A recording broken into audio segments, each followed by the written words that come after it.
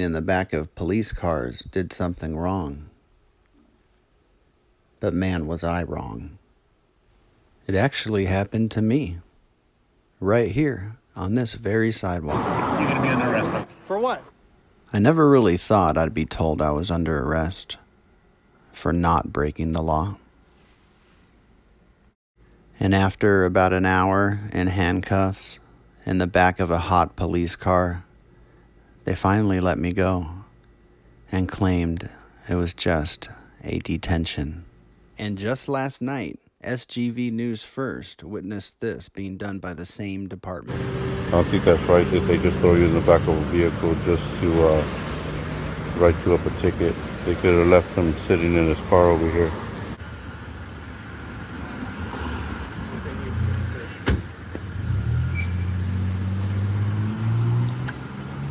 Hey deputy, can I ask you a question? Yeah. Hey, was it necessary to put him in the back of your car while you wrote him a traffic ticket, or is that standard practice?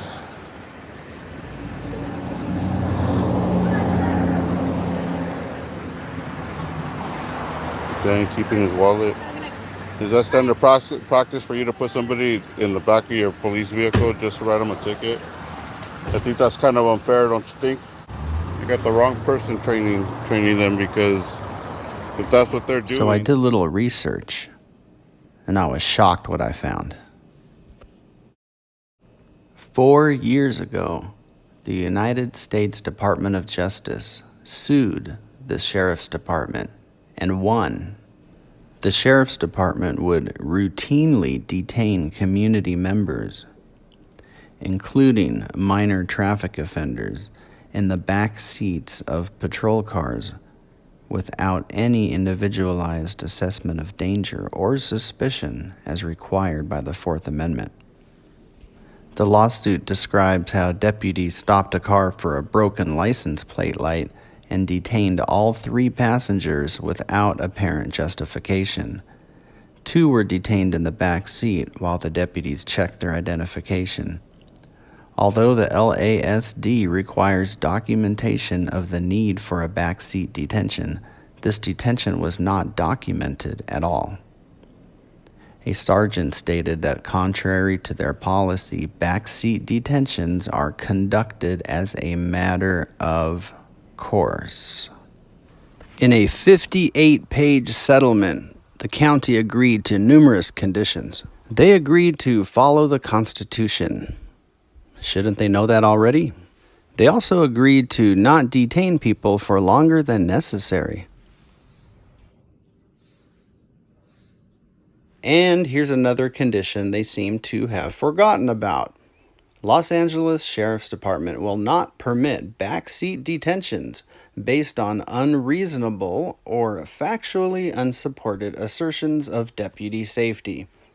Backseat detentions shall not be used except where the deputy has an objectively reasonable belief that the detained person may pose a threat or be an escape risk.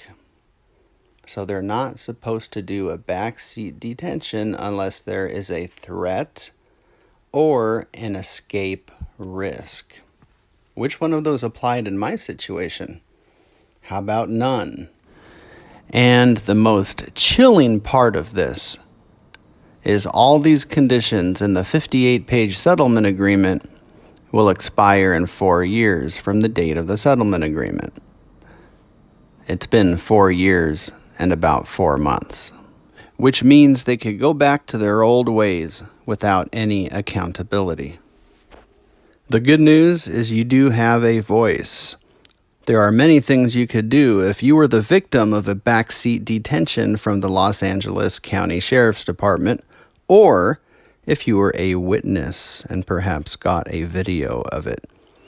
Remember, the Los Angeles Sheriff's Department is only supposed to force a backseat detention if there is a threat or an escape risk. Here are some of your many options. You can always file a formal written complaint with the Sheriff's Department. You can always sue.